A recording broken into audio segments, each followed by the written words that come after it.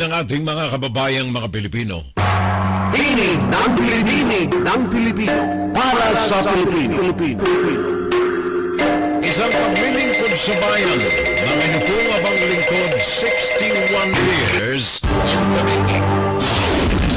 Public service.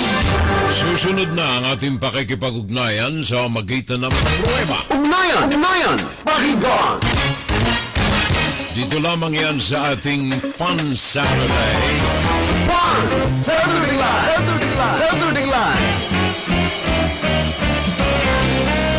At kasama ang inyong abang lingkod, Pakinggan si Kerel Salvo tuwing Sabado dito sa FBS Web Radio para sa mga Pilipino. Views in the News sa ating Inside, Guro-Guro, Opinion, Fun Saturday Live. Donald Trump is a genius. Alam kong marami sa inyo riyan ang magmumurukolyo. Especially if you are influenced by the mainstream media dito sa Amerika. Alam kong manggagalaiti ang ilang mga kababayan nating mga Pilipino sa pag-uusapan natin ngayong araw na ito, especially kapag sinabi ko, Donald Trump is a genius. He is not a politician. He is a businessman. A very successful businessman. And the country, the United States of America, is benefiting. Tumatanggap ng benepisyo sa kanyang talino. Pag-uusapan natin ngayon mga kababayan, let's start it from the U.S. strike on Venezuela's Maduro, which, according to analysis, puts Taiwan invasion of Chinese Communist Party in focus. And because of that, the Philippines is in danger. Although, it is not what you're thinking. Hindi ho, itong mga unang kataga na ito, ay hindi ito ayon sa inyong iniisip ngayon. Kung bakit pag-uusapan natin ng matino, base sa mga pruweba, base sa mga bagay-bagay na nalikom natin, upang makatulong tayo sa taong bayan na maitama yung mga maling mga konsepto, maling mga napapakinggan at napapanood natin sa mga mainstream media, which is predominantly anti-Donald Trump ang majority ng mga ito dito sa Amerika. Kaya sabi ko na nga, pinatitiuna ko na, be aware and beware sa mga sasabihin natin. Alam kong marami sa inyo riyan ang manggagalaiti sa galit. But Donald Trump is a genius. A genius. Henyo. Pero sabi nitong mga mainstream media, if Donald Trump can walk into a country and take it over, kung si Donald Trump ay makalalakad sa isang bansa at ito ay i-control, then why is Vladimir Putin wrong about his invasion of Ukraine? And why is China's Xi Jinping is not entitled to take Taiwan? Sabi ito na David Roach ng Quantum Strategy sa interview ng NBC News. Well, kung titingnan natin at wala tayong kaalam-alam sa mga motibo at sa mga plano at sa mga balakin ni Donald Trump, ay makikiayon tayo. O nga naman kung si Donald Trump pumunta na lamang doon sa Venezuela, hindi Valenzuela ha? Pilipinas yung Venezuela. Kung si Donald Trump pumunta sa Venezuela, pagkatapos bigla na lamang binitbit si Maduro, aba, hindi, dapat justified si Vladimir Putin na sinalakay ang Ukraine at saka tama lamang na pumunta rin si Xi Jinping sa Taiwan at kunin sakupin ng Taiwan. Sabi ni David Roach ng Quantum Strategy sa interview nito sa CNBC News. Kaya lamang, mali. Kung alam natin at susuyuri natin ang husto, ang malawak, well-planned, at genius implementation ng kanyang super plan for the American people and for those clinging to the safety of America. Pakinggan natin maigi ito mga kababayan ko. Si Donald Trump, kung titingnan natin maging yung kanyang unang administrasyon, open hand, welcome niya maging yung mga pangunahing mga kalaban. Pumunta siya sa China. Nakipagkamay, nakipagngitian, nakipag-usap kay Xi Jinping. Pumunta sa Russia and then Russia come to the United States. Nagdaupang palad, pakonsuelo at kung ano-ano pa. Pumunta sa North Korea. Kinaibigan, matatamis na mga kagata. In fact, sa Russia, kay Vladimir Putin, even to this day, matatamis ang kanyang mga kataga labang pabor kay Vladimir Putin. In fact, maging yung mga kalaban ni Donald Trump sa media, mainstream media, binabati ko siya. Meron pa nga rin ang mga pagsangkot na meron silang ugnayang dalawa ng Russia. At mahal ni Donald Trump ang Russia. So bakit sinalakay nito at kinuha si Maduro mismong sa kanyang palasyo? Daring move ng Amerika. Bakit? Tandaan ninyo, ang lumalaganap na issue rito ay langis. Langis, langis, langis, langis. Kung titingnan natin maigi, hindi kailangan ng Amerika ang langis. Ang Amerika ang number one na producer ng basic petroleum. Hindi kailangan ng Amerika ang langis.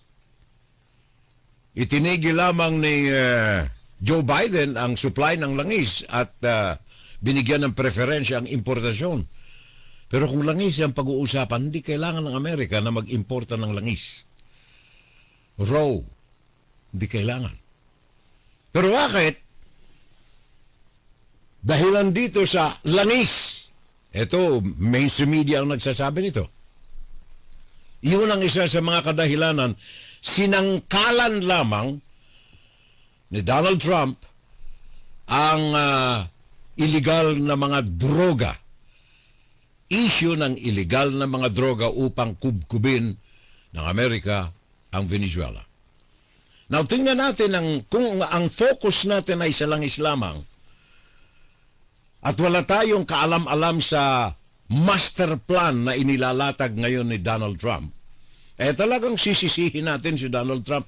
Wala tayong alam Pero doon sa mga nakakaalam, sabi nila, it is a genius mind. Isang henyo na utak ang nagsasagawa ng plano na ito. Ngayon, sabi nga ng iba, kung itong sabi ni David Roach, kung yan ay ginawa ni Donald Trump sa Venezuela, di pwede rin si Xi Jinping sa Taiwan. And of course, kapag yan nangyari, ang Pilipinas ay damay. Now, bakit ginawa ni Donald Trump ito, mga kababayan ko? And again, I would like to remind you, ang usapan natin na ito, wala tayong pakialam sa iba. Ang usapan natin na ito ay nakasentro sa kaligtasan din ng Pilipinas.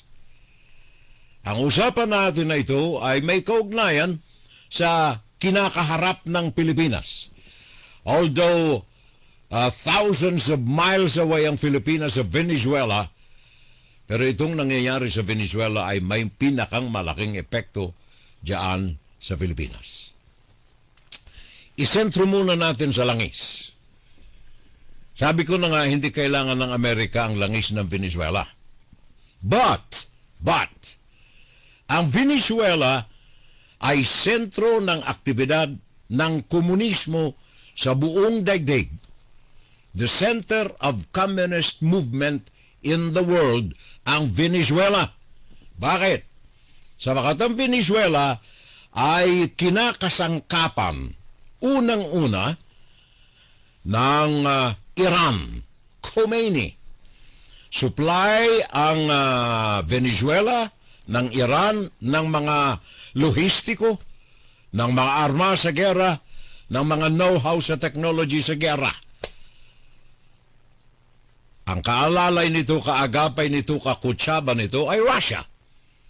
Ang Russia ay sinusuplayan ng teknolohiya ng armas in exchange for langis, oil. The same with Iran. Now, sa Pilipinas, ang apektado because of China.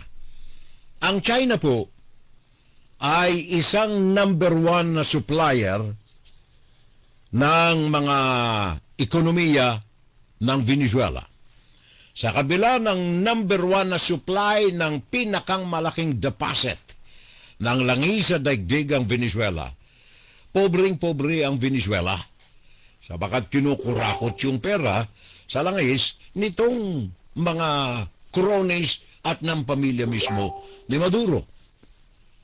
Kaya nakasandal siya sa China sa lahat ng mga pangangailangan ng Venezuela.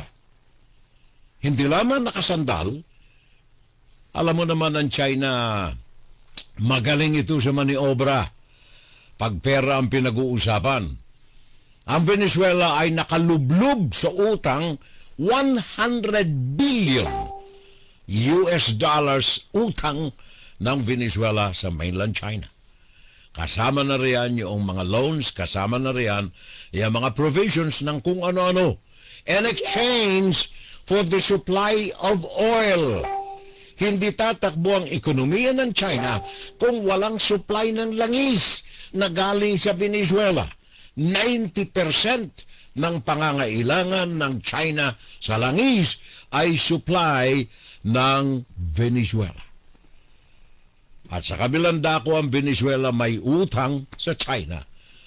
Umaabot ng 110 billion US dollars. Kaya,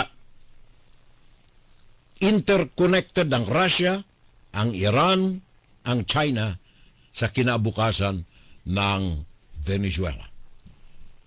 So, tingnan ninyo, bakit of all the presidents of communist world, bakit ang Venezuela ang pinag-initan ni Donald Trump? Kumbaga sa chess, ito ang hari eh. Itumba mo yung hari, patay yung mga nakasandal dito. Wag na nating tingnan yung Russia, wag na yung Iran. Sabagat yung Iran baka linggo na lang ang ibubuhay din ng Shah of Iran. Yung si Ayatollah Khomeini. Baka linggo na lang ang ibubuhay nito eh. Balak na nitong tumakbo sa Russia doon na magtago. Sabagat as of now na ibinabalita natin ito, lumalago at nagiging grabe ang sitwasyon sa Iran. Sabi nga ni Donald Trump, pag may pinatay ka riyan na mga demonstrators, ay papatayin din namin kayo. Sabi ni Donald Trump. But isang tabi natin yon. And then Russia. Langis. Problema nila yan. Wala na silang supply ng langis. Sabagat yung langis ng Venezuela, kontrolado na ni Donald Trump ng Amerika. Nakita naman ninyo, yung barko na mag-supply ng langis, mati sila. Pang-ilan na, 5 barko na dapat ay magbibigay ng supply ng langis galing sa Venezuela patungo sa iba't ibang mga bansa, Russia and China, nasa kote ng Amerika. Pabayaan na natin yung langis sa Russia, dito tayo sa China. Sabi ko nga kanina, 90% ng langis na pangailangan sa industriya upang tumakbo ang negosyo sa China galing sa Venezuela. Kung puputulin mo yung supply ng langis sa China, tatakbo ba ang mga makinarya ng China? Tatakbo ba ang ekonomiya ng China? Genius planning ni Donald Trump. Hindi mo kailangang igera ang China, hindi mo kailangang banatan ang Russia. In fact, sabi ni Donald Trump, alam mo, kaibigan ko ito si Vladimir Putin eh. Kaya lang matigas ang ulo eh. Halos lumuhod na ako sa kanya para matapos na ang gera sa Ukraine eh. Nagmamatigas eh. So between the two of us, kaibigan ko pa rin siya. Pero yung sinasandalan ni Vladimir Putin ang pangangailangan niya sa langis, mati na. Isa lamang ito. And of course, not to mention yung Greenland. Again, pabayaan na natin ng Russia. Yung China na lang muna. China. Pinutol ni Donald Trump ang langis na supply ng Venezuela.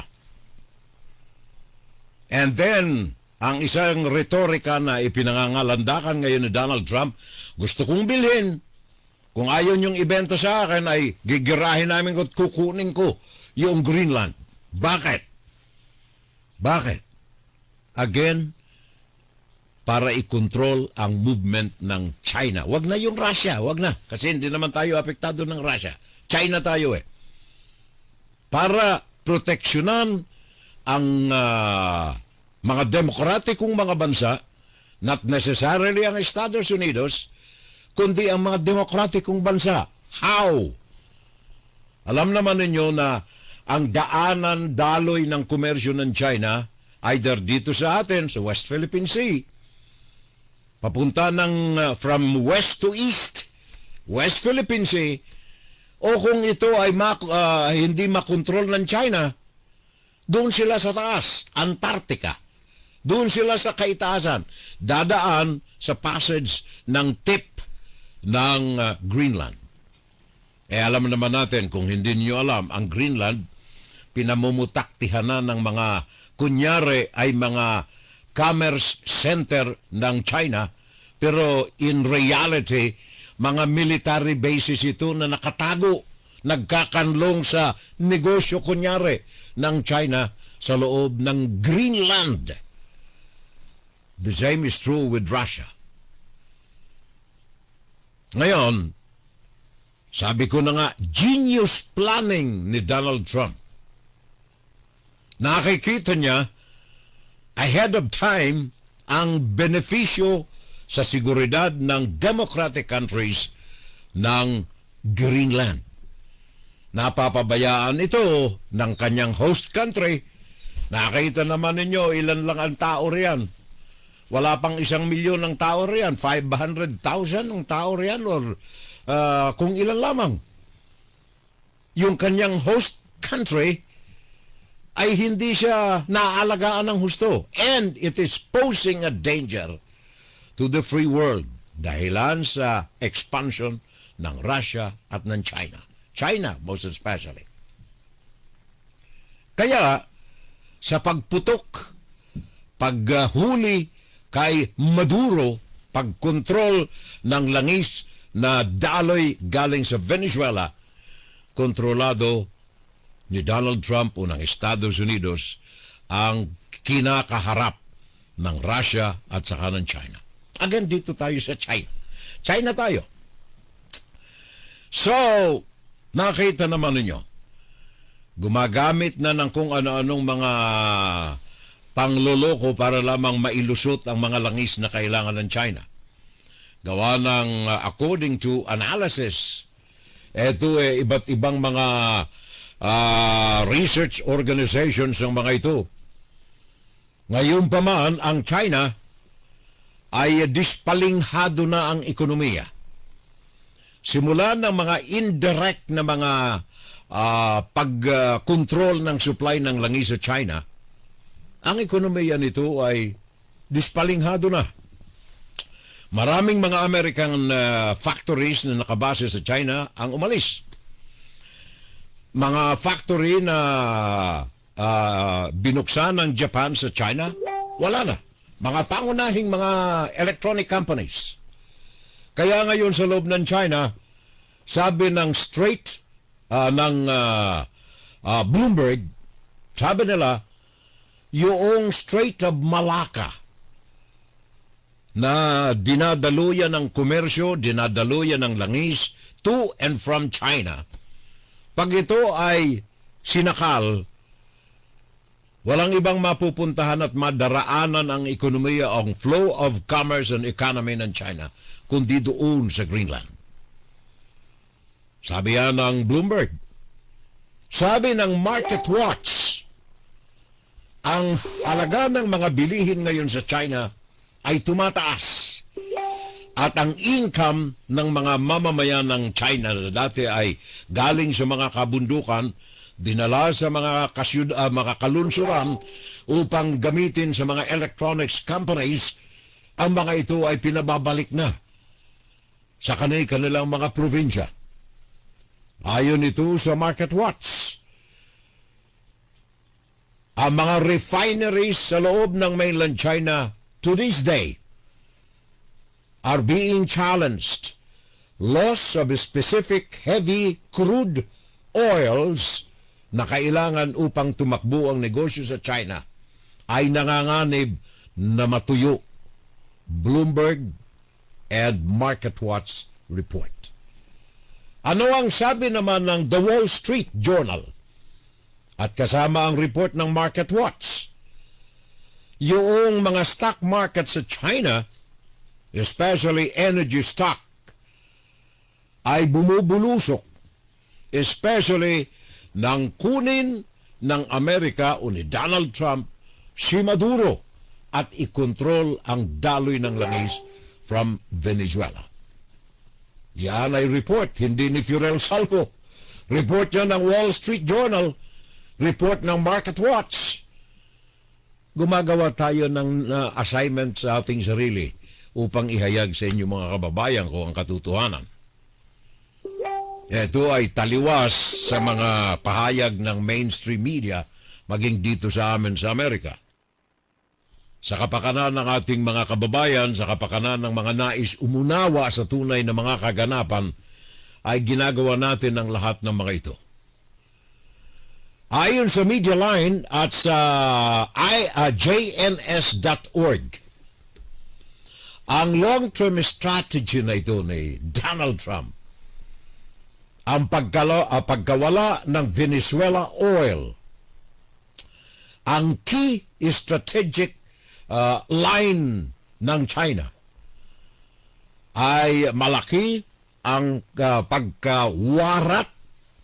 pagkawasak ng ekonomiya bilang epekto nito. 90% of Venezuela oil for export to China ay biglang nawala. Biglang nawala. Mga reports yan na galing sa iba't ibang mga ahensya ng watch organizations sa buong bansa. Kaya kung titingnan natin ang China, mga kababayan ko, ang pang-aabuso ng China sa West Philippine Sea ay sapagkat mas makapangyarihan sila kaysa sa Pilipinas. Nakikita ninyo ang idea? Ang mga pambobomba ng tubig ng China sa mga kapatid nating mangingisda diyan sa West Philippine Sea, ang pagbunggo at kung ano-ano pang mga atrocities na ginagawa ng mainland China, ng Chinese Communist Party, ng People's Liberation Army Navy, ng mga kakutsama nito, lahat ng ito ay malaki ang epekto. Malaki ang epekto ng langis sa mga aktibidad na ito dyan sa West Philippine Sea. Nakita naman ninyo, balik tanaw tayo sa mga ginagawa ng China dyan sa atin sa Pilipinas. And as I'm saying, ito ang dahilan kung bakit hindi tayo bulag, hindi tayo pipi, hindi tayo bingi sa katotohanan. para maipabatid sa mga kababayan natin. Anything that has a huge effect sa ating mga kababayan, mga Pilipino, ay pinagsusubukan at pinagsisikapan natin na maipaabot sa inyo. Balik tanaw tayo sa mga nakalipas diyan sa bansa. Sad to say na marami tayo mga kababayan riyan ang nagpatianod sa propaganda ng China. Marami tayo riyan na mga dugong Chinese na hindi maalis sa kanilang puso sa damdamin ang sempatiya sa Chinese Communist Party. Nakikita naman natin ito riyan sa Kamuning, yung bakery riyan na ginawang mouthpiece ng Chinese Communist Party. Nakita naman natin maging sa broadcast sa government station, meron tayong taga-bunganga riyan ng Chinese Communist Party. Meron tayong mga public officials na nakasympathize o kaya kung hindi in cohort with the Chinese Communist Party, no less than the family of Dutertes. Gawin na lang ninyo kaming Fujian dyan, di walang problema. Lahat ng mga plano na ito ng China nagsimula diyan sa pagpapatatag ng kanilang depensa sa 9-dash line sa West Philippine Sea sa magitan ng 4 na mga military bases riyan. At diyan ang kanilang physical invasion ng China sa Pilipinas. Ikalawa, ang ating propaganda machinery na tinatanggap ng ilang mga kababayan natin. Meron tayong gobernador dyan sa Cagayan na sympathizer ng China. Itong mga ito ay ginagamit nila, aside from the physical movement, ay psychological. In fact, ayon sa naalala kong terminolohiya nila ng Chinese Communist Party Propaganda Organization, sabi nila 3 ang front ng kanilang warfare diyan sa Pilipinas. 3 warfares directed towards the Philippines. Number 1, public opinion warfare. Kaya yung propaganda nila, laganap na laganap riyan. Nakita naman ninyo sina Amy Marcos. Nakita naman ninyo si Bungo. Nakita naman ninyo si Robin Padilla. At maraming iba pa, headed by their boss, the Dutertes. Public opinion warfare. Tahimik sila laban sa anumang mga ginagawang pananalakay ng China sa West Philippine Sea at sa loob mismo ng bansang Pilipinas. Ginagamitan pa rin ng legal warfare, pangalawa, sa kanilang 3 warfares against the Philippines. Legal. Paano ito? Dinadaan sa kanilang konsulada. Remember? Yung propaganda nila na kung saan ay ginamitan pa ng isang Chinese-blooded advertising agency diyan sa Pilipinas? Ang mga ito ay dinadaan sa public opinion, legal warfare, and psychological warfare. You do something and you say the opposite thing. Yun ang China diyan sa Pilipinas. Ang lahat ng ito, mga kababayan ko, ay may malaking epekto kung mapuputol ang daloy ng langis na galing sa Venezuela patungo sa China at sa mga ginagawa nitong pangbubuli sa Pilipinas. So tingnan natin maigi. Ngayon, ang ginagawa ng Amerika diyan sa Asia, sa China, sa kabila ng pagiging mabait, nakangiti, na pagtrato, mapagkaibigan na trato ni Donald Trump kay Xi Jinping, sa kabila nito, ang protection for the American people, for the American country, and the free world ay nasa puso ni Donald Trump. Particular, again, isang tabi natin, malaking issue ito kung daigdig ang pag-uusapan natin. Pilipinas lang muna tayo. Epekto ng langis sa China, epekto ng langis na nawala sa China sa kanilang ekonomiya. epekto ng pagkawala ng langis sa China sa pambubuli ng China diyan sa Pilipinas. Sa ngayon, sabi ko na nga kanina, ano ang title natin? The Fact, the Significance of Maduro's Capture in U.S.-Philippine Relations. But it is not what you're thinking about. Siguro iniisip nyo, nako, ngayon na binanata ni Donald Trump ang Venezuela, kaalyado ng China yan At saka sabi ni, sino ngayon, yung sinabi ko kanina? Sabi ni Mr. Roche, kung ginawa ni Donald Trump yan, di pwede rin gawin ni Xi Jinping na kunin ang Taiwan at apektado ang Pilipinas. Nope. It will not happen. Hindi mangyayari. Bakit? Tingnan ninyo ang ginagawa ngayon ng Pilipinas sa Taiwan, ng Amerika, ni Donald Trump sa Taiwan at saka sa Pilipinas. Pahapyaw, banggitin natin yung mga binibigay ng Amerika na mga agreement sa Taiwan. In totality, makapagpapahirap ito sa anumang ambisyon ng China na kunin ang Taiwan. So isang tabi natin yan. Di naman tayo dyan apektado. Directly. Pero sa Pilipinas tayo. Nung naupo sa ikalawang pagkakataon si Donald Trump,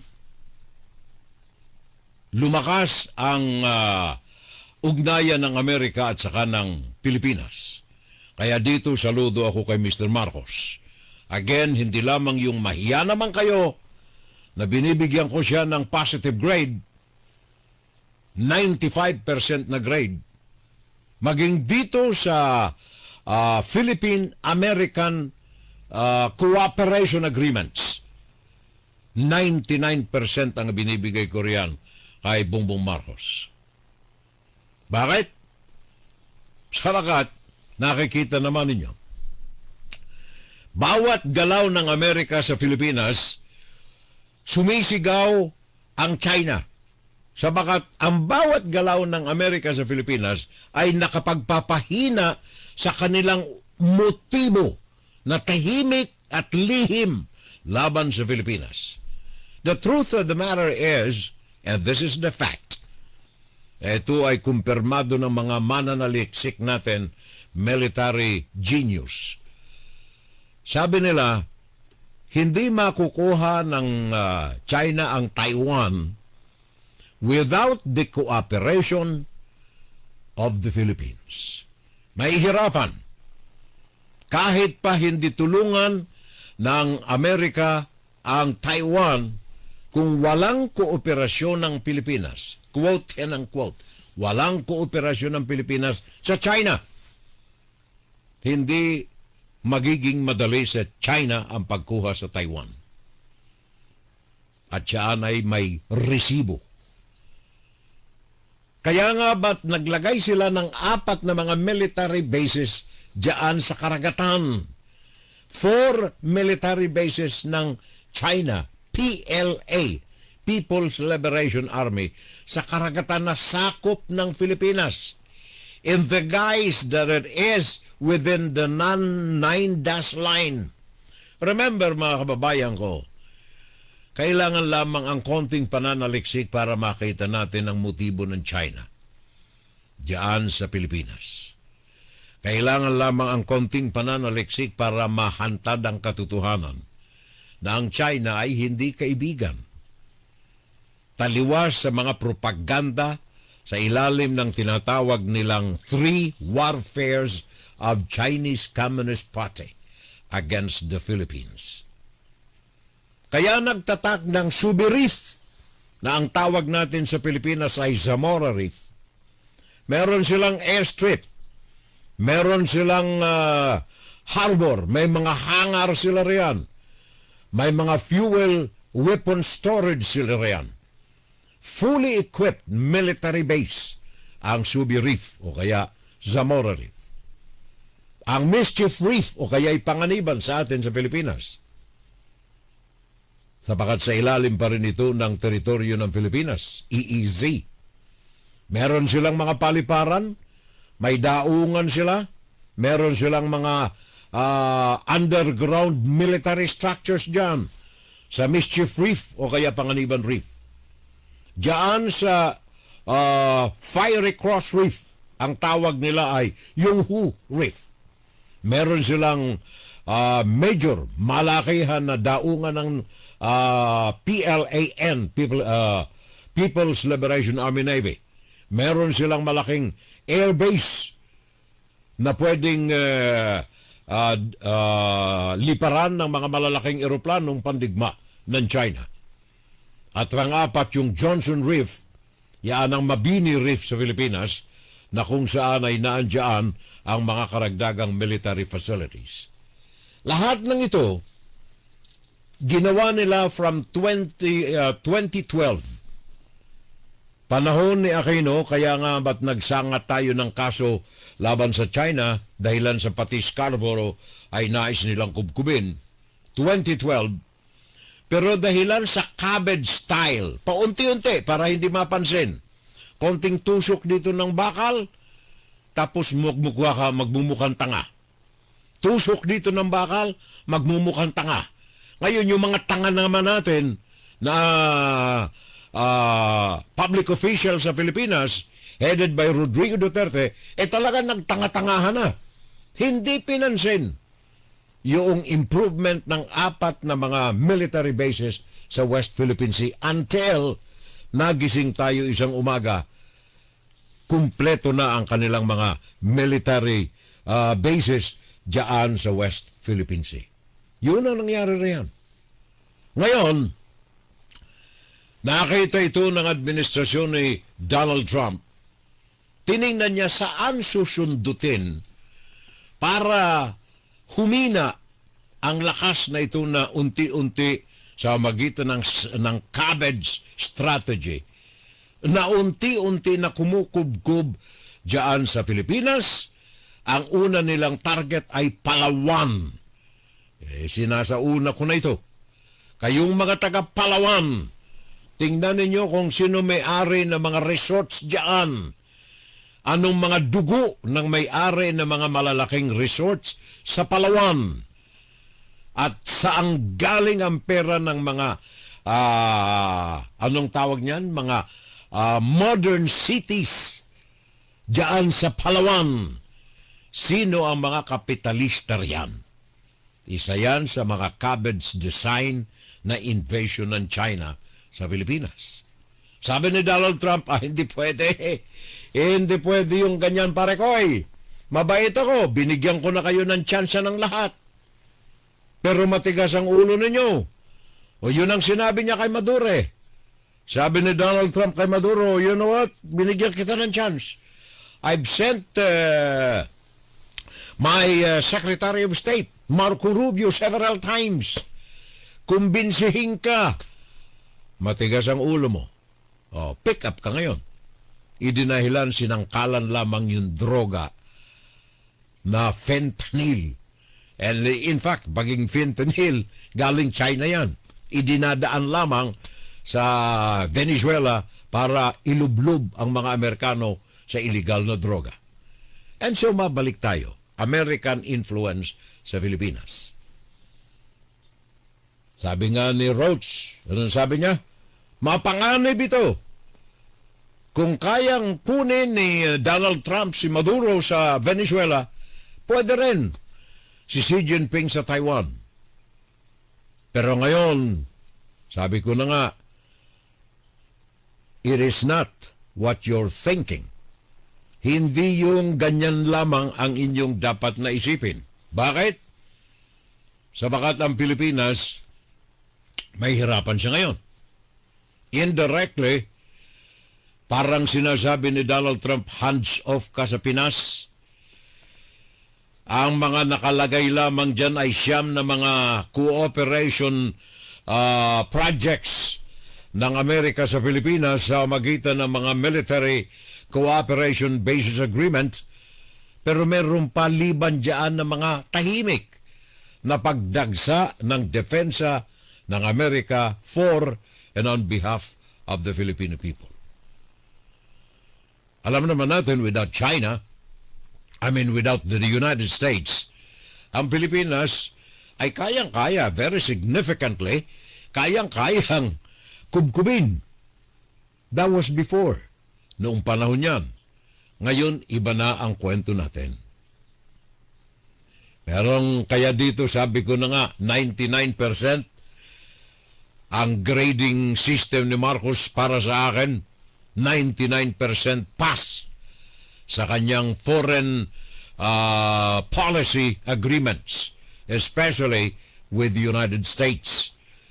At saka ng Australia, ng Japan, ng South Korea, maging ng India.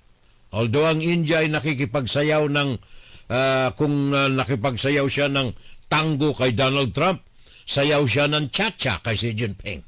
That's India. Pero balik tayo sa Pilipinas. Sa ngayon, ang mga ginawa ni Marcos at ginagawa pa with the United States. Kaya yun ang aking pinangangambahan dito eh. Dapat ang sumunod kay Marcos ay may kaparehong projection para sa kaligtasan ng Pilipinas. Gawa ng kung ang mga papalit kay Marcos sa 2028 ay makakagaya ng mga Duterte, mangyayari uli ang nangyari noong 1992 riyan sa Pilipinas na pinalayas ang US bases diyan sa bansa.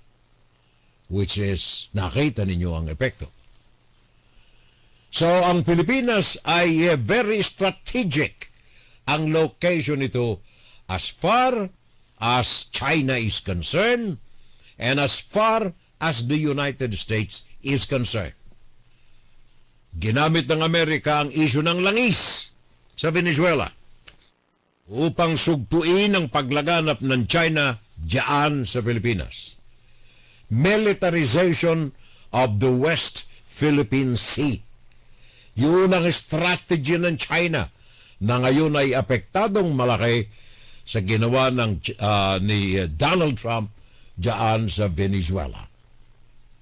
Yan ang mga challenges ngayon na kinakaharap ng China na hindi niya inaasahan na gagawin ni Donald Trump laban sa kanya. Kung makikita ninyo ang economic chart ng China ngayon, although yung propaganda ng China, sabi nila, hindi naman kami masyadong apektado eh. Pero malaki talaga nangyari. Malaki talaga. Ayon dito sa The Independent. Ito, mga reports ito analysis ito eh. Ayon sa Independent, ang Taiwan ay nasa protective umbrella ng Amerika ngayon under Donald Trump. As well as Japan to the Philippines. Dahilan dito, it's making a big loss, a major blow to China's expansive dream. Ayon ito sa Council of Foreign Relations. At sabi naman nitong Independent, without American military support, Taiwan would likely be unable to remain autonomous against China invasion. But thanks to the moves of President Donald Trump, that Chinese dream may be a far-fetched. Yan ay sabi ng Independent. Sabi nitong Heritage Foundation, ito'y may kaugnayan sa Pilipinas, sabi ng Heritage Foundation sa kanilang pag-aaral on war and notes. Sabi nila, ang Pilipinas ang pangunahing deterring, pangunahing hadlang sa Chinese aggression diyan sa West Philippine Sea o kaya sa China Sea. Ang Pilipinas ang numero 1 hadlang. Kaya nga ba doon sa isang pag-aaral, I think nabanggit ko na rito, na ang plano ng PLAN o ni Xi Jinping sa Taiwan ay kakambal lagi ang plano dyan sa Pilipinas. Kaya nga meron tayong military bases dyan ng China. Dahilan yan sa kanilang move na kung nanagumpay si Rodrigo Duterte sa kanyang pananatili sa pwesto, ang Pilipinas ngayong 2026 ay probinsya na ng China. Masaklap tingnan, masakit sa tengang pakinggan, pero yun ang plano. Ayon dito sa report ng Indo-Pacific, ang strategic location ng Pilipinas inevitably ay magtutulak sa Pilipinas sa gera kung ang China ay kukubkubin ang Taiwan. Inevitably will be drawn into a conflict over Taiwan. Sabi yan ng Indo-Pacific Report. Again, taliwas yan sa mga propaganda ng Chinese Communist Party dyan sa loob natin sa Pilipinas. Kakaiba dyan yung mga nagbububunganga na mga dugong inchik dyan sa Kamuning, yung bakery riyan, at yung mga nagtatago sa mga titulo ng mga professor kuno, mga multi-award na journalist, pero pro-China pala. Pinangangalanda ka nila na walang plano ang Pilipinas, ang China sa Pilipinas. Tandaan ninyo, ang mga retorikang ito ay base sa doktrina ng China. You do one thing, but you say the opposite thing. Sabi ng think tank na International Security, sabi nila, ang pagsakop sa Taiwan is an enormous military undertaking and is a challenge without the Philippines in their control. Matakin mo yan. Complex operation. Kailangan nila ang Pilipinas. Gawa ang Pilipinas ay nasa frontera, ilang milya lamang ang layo nito diyan sa Taiwan. Economic and political risks, sabi ito ng Stimson Center. Sabi nila, ang pagsakop ng ni Xi Jinping sa Taiwan ay magbibigay ng panganib international.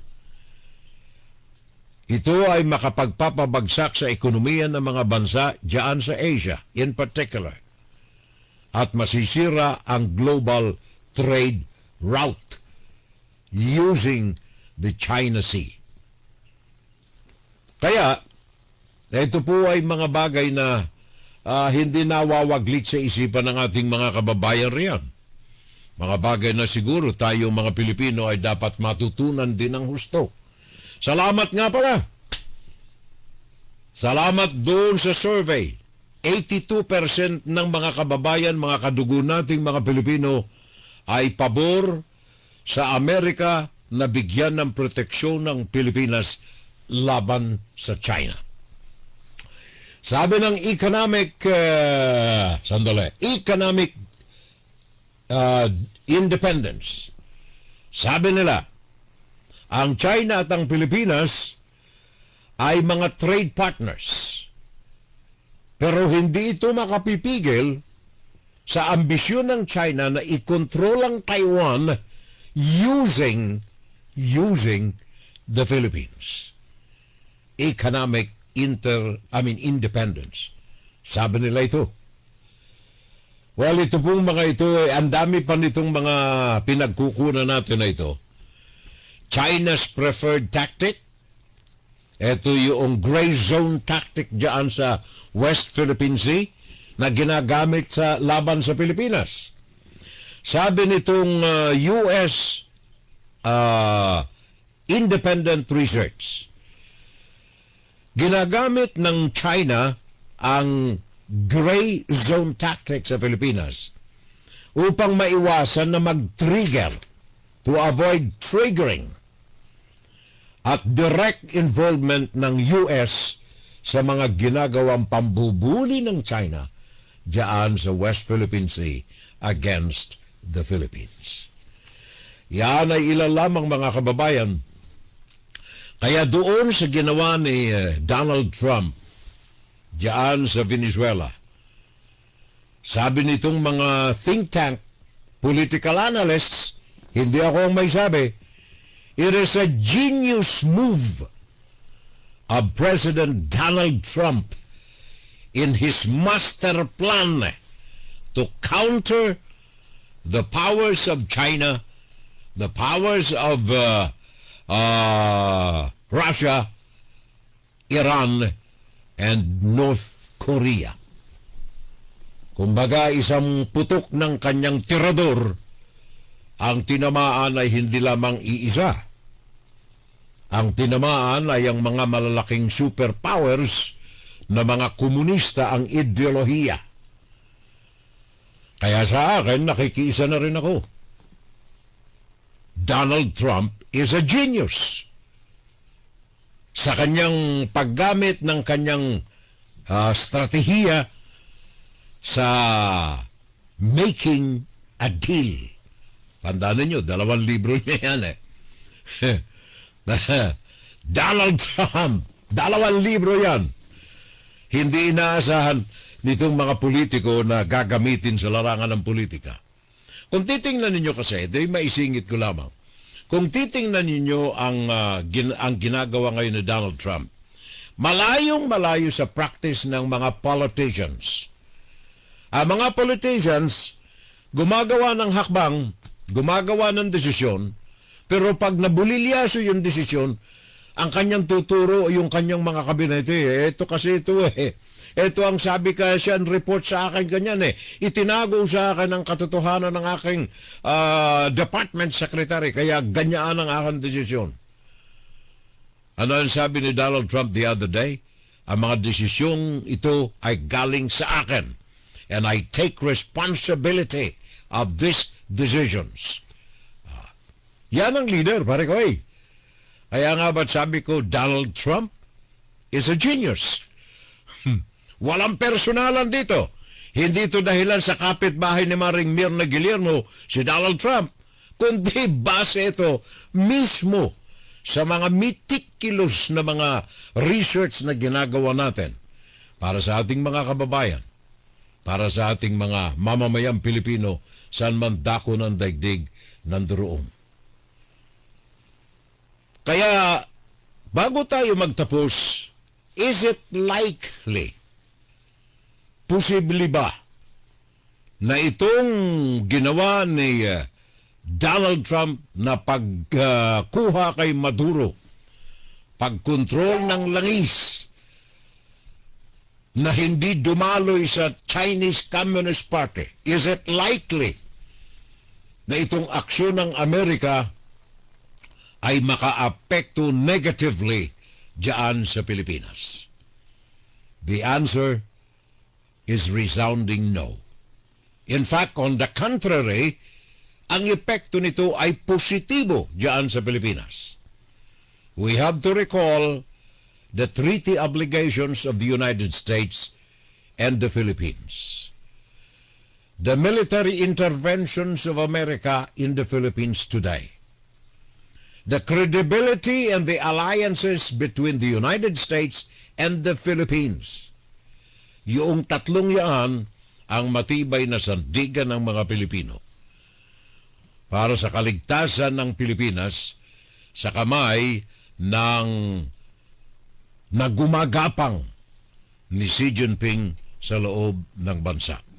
Salamat kay Donald Trump sa pagkuha kay Maduro diyan sa Venezuela at pagkontrol ng langis na idaloy ito kay Xi Jinping sa China.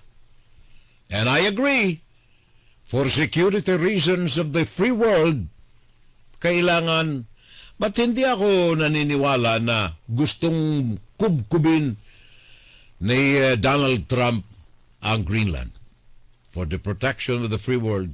Para sa akin yan ay retorika lamang upang mapilitan na magkaroon ng ugnayan diplomatic and military ang Amerika at saka ang Greenland.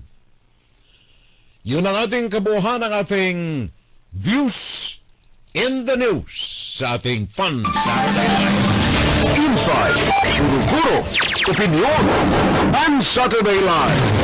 Agapay po ang inyong abang lingkod, mga kapitbahay, laging sa inyo. Pakinggan si Kirel Salvo tuwing Sabado dito sa FGS Web Radio para sa mga Pilipino. Dito lamang yan sa ating FSL tuwing Sabado. Fun Saturday Live! Saturday Live! Saturday Live! Lagi lamang tandaan, ang puso ko ay puso rin ninyo. Puso ko sa bayan mo. At ang tinig ko ay tinig din ninyo. Tinig ng Pilipino para sa Pilipino. At ang ginagawa natin ay isang paglilingkod sa mga minamahal nating kababayan. Public service.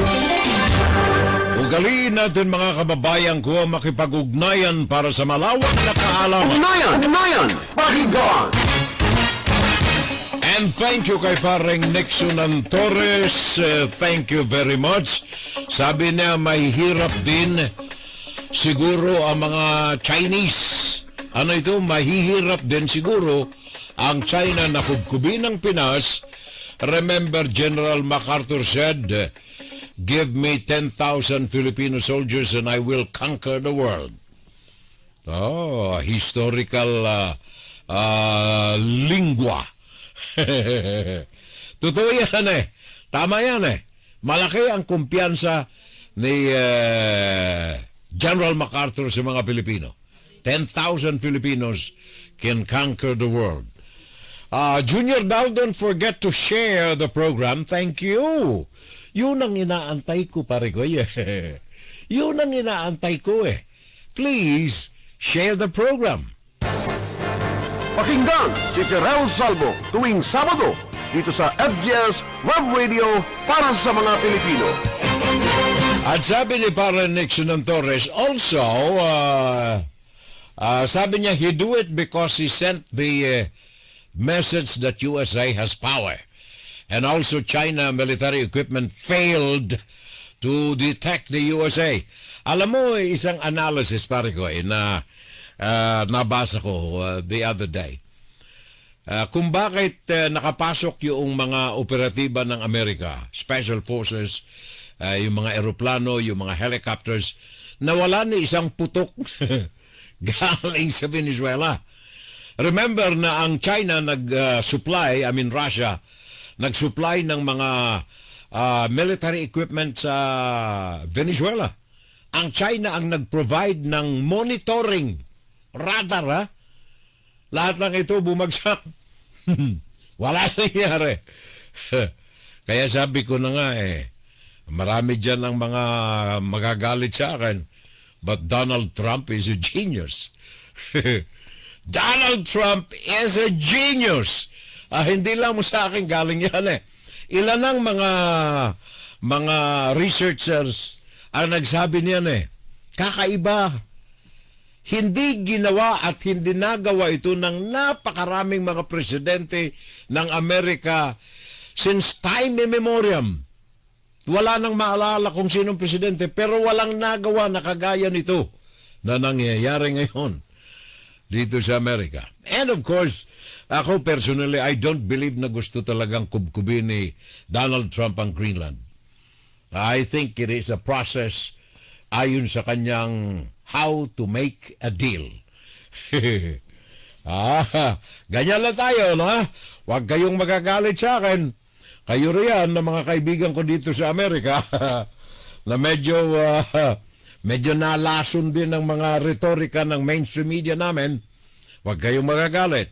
Sinasabi lang natin itong mga nakararami, mga research organizations na ito na hindi nai-influensyahan ng mainstream media. Okay. Well, the US, alam mo meron pang isang nag-text sa akin dito. Nung malaman na ito ang issue natin, sabi niya, can you talk about, sandali ha? Can you talk about ito pala? Can you talk about the possibility of Philippine statehood USA? Sa ibang subjects na mahaba rin yan pare ko eh. Gawa ng matagal ko nang ginagawa ng research ito. Philippine statehood USA. Mahabang istorya ito pare ko at marami ang mga kailangan nating dagdag pa. Marami ang kailangan nating idagdag pa na mga pananaliksik upang maging justifiable ang anumang mga